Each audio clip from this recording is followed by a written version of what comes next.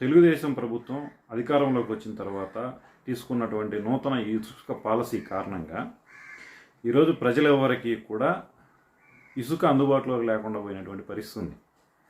ఇసుక రిచ్చులు కేటాయిస్తామని, ఉచితంగా ఇసుక ఇస్తామని చెప్పి చేసినటువంటి ప్రకటనలకే పరిమితమైనవి తప్ప పేదలకు ప్రజలకి ఇసుక అందుబాటులో తెచ్చేటటువంటి ప్రయత్నం రాష్ట్ర ప్రభుత్వం నుంచి చేయలేదు.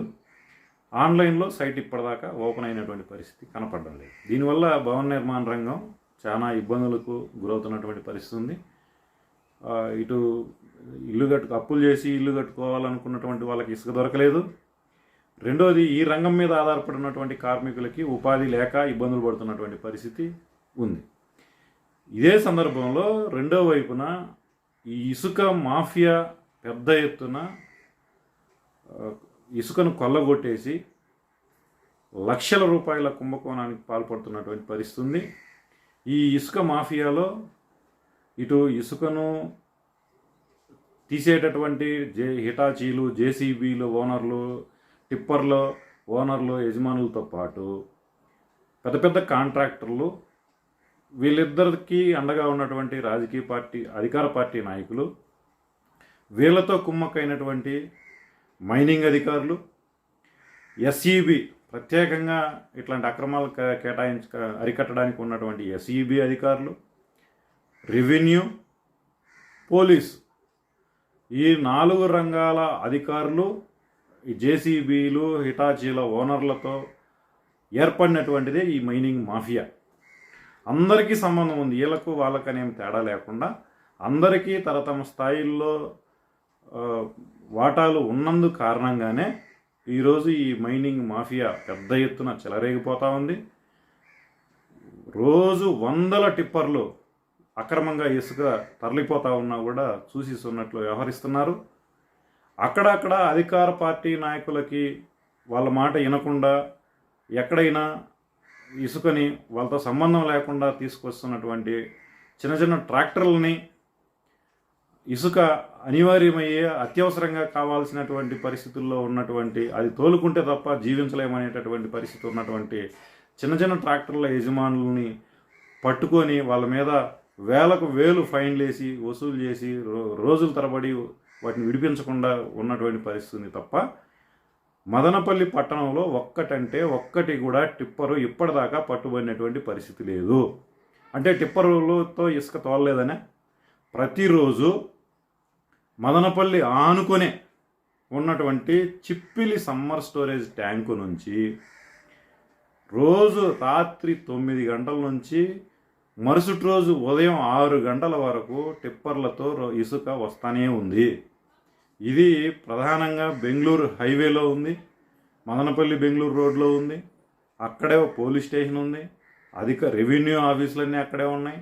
అన్నీ అక్కడే ఉన్నా సరే ఈ మైనింగ్ జరుగుతున్నటువంటి పరిస్థితి వాళ్ళ కంట పడలేదా అంటే ఈ మామూలు మత్తులో జోగుతున్నారు కాబట్టి ఇవి కనపడడం లేదనేది మనకు స్పష్టంగా అర్థమవుతోంది.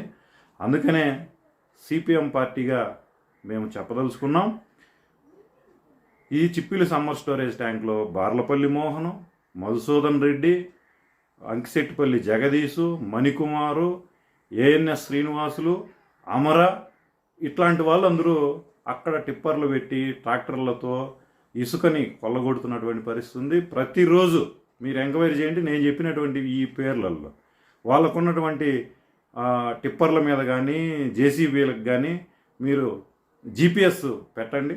దాటి ద్వారా వాటిని అన్నిటినీ కూడా ఎక్కడికి పోతున్నాయి ఏదనేటటువంటి విషయాలని తీయండి. ఖచ్చితంగా వీళ్ళు పట్టుబడేదానికి అవకాశం ఉంది. ఒకటి. రెండోది, గత ప్రభుత్వంలో నెల్లూరుకు సంబంధించినటువంటి ప్రసాద్ రెడ్డి, రాంబాబు అనేవాళ్ళు మదనపల్లి, పొంగునూరు, కలికిరి ఈ ప్రాంతాల్లో తిష్టవేసి కోట్ల రూపాయలకు సంబంధించినటువంటి ఇసుకను కొల్లగొట్టినటువంటి పరిస్థితి గత వైసీపీ ప్రభుత్వంలో ఉంది. అయితే ఇప్పుడు ప్రభుత్వం మారింది, వీళ్ళకి కనీసం ఛాన్స్ కూడా ఉండేదానికి అవకాశం లేదు. కానీ వీళ్ళే ఇప్పుడు తెలుగుదేశం పార్టీ సహకారంతో చౌడేపల్లి దగ్గర ఉన్నటువంటి చెదళ్లలో ఇసుక రిచ్ను డంప్ చేస్తూ మొత్తం ఇసుకని అంతటినీ కూడా హిటాచీలతో తోడేస్తూ ఈరోజు వేలకు వేలు అంటే అధికార పార్టీ నాయకులు చెబితే 10,000, లేదంటే 15,000 20,000 కూడా అక్కడే చెదల దగ్గరనే ఒక టిప్పర్ ధరను నిర్ణయించి అమ్ముతున్నటువంటి పరిస్థితి ఉంది. రాత్రే దాదాపు 100 టిప్పర్లను అమ్మినటువంటి పరిస్థితి ఉంది. ఈరోజు ఇది మరింత ఎక్కువగా ఈ నైట్ జరిగేటటువంటి అవకాశం ఉంది. ఆ మేరకు ప్రయత్నాలు కూడా జరుగుతున్నాయి. ఇది ఇంత యథేచ్ఛగా జరుగుతున్నాయి అంటే కారణం అధికార పార్టీ కనుసన్నల్లో వాళ్ళ అండదండలతోనే ఈ విధమైనటువంటిది జరుగుతూ ఉంది. రెండవది మట్టికి సంబంధించింది. ఈరోజు మట్టి బంగారం లాగా తయారైపోయినటువంటి పరిస్థితి ఉంది. ఎంత సిగ్గుపోతుందంటే ఈరోజు bypass road, Madanapalle bypass road ఆనుకొని ఇక్కడ వుడ్ల్యాండ్ అనేది ఉంది. మా పెద్ద పెద్దోళ్ళంతా అక్కడ ఆ ఫర్నిచర్స్ కొనడానికి అవంతా కూడా వస్తారు రోజు. ఈరోజు అధికారులు అందరూ ఎస్ఈబి అధికారులు ఆధార్లోనే ఉంటారు, రెవెన్యూ పోలీసులు అందరూ ఆధార్లోనే ఉంటారు, రెవెన్యూలు ఆధార్లోనే పోతూ ఉంటారు. కానీ అక్కడ డంప్ చేసినటువంటి మట్టి ఈరోజు కనీసం 2,000కు పైగా టిప్పర్లతో మట్టిని అక్కడ డంప్ చేసి మొత్తం రోడ్డు లెవెల్కే చేస్తున్నటువంటి పరిస్థితి కనపడతా ఉంది. కానీ ఇది మాత్రం వాళ్ళకి కనపడదు, జనానికి కనపడుతుంది కానీ అధికారులకు మాత్రం కనపడదు. దీంట్లో జేసీబీ శంకర, వేణు, అమర, శ్రీనివాసులు, మధు ఇట్లాంటి వాళ్ళందరూ కూడా పెద్ద ఎత్తున ఈ అమ్మ చెరువు మిట్ట నుంచి అంటే బీకేపల్లి, కోళ్ళబైలు, పొన్నూటిపాలెం, కొండామారిపల్లి, ఇటువైపు పోతబోలు, బసినికొండ ఇట్లాంటి రెవెన్యూ గ్రామాల్లో ఉన్నటువంటి కొండలు, గుట్టలు, ప్రభుత్వ భూములన్నింటిలోనూ మట్టిని అక్రమంగా తవ్వేస్తూ ఈరోజు రియల్ ఎస్టేట్ వ్యాపారులకి పెద్దన లక్షల రూపాయల కొల్లగొడుతున్నా కూడా అధికారులు ఎవరు అటువైపు పోవడం లేదు. ఇది గతంలో ఈ మదనపల్లి శాసనసభ్యులుగా ఎన్నికైనటువంటి షాజహాన్ బాషా గారు ఈరోజు రియల్ ఎస్టేట్ వ్యాపారులకి పెద్దన లక్షల రూపాయల కొల్లగొడుతున్నా కూడా అధికారులు ఎవరు అటువైపు పోవడం లేదు. ఇది గతంలో ఈ మదనపల్లి శాసనసభ్యులుగా ఎన్నికైనటువంటి షాజహాన్ బాషా గారు ఇట్లాంటి ఆక్రమణలని నేను సహించేది లేదని చెప్పి ప్రకటించారు. దీన్ని మేము స్వాగతించాం, సిపిఎం పార్టీగా చాలా హర్షించాము. నిజంగానే షాజహాన్ బాషా గారు చాలా కఠినంగా వ్యవహరిస్తున్నారు, ఈ విధంగా ఉండాలని చెప్పి.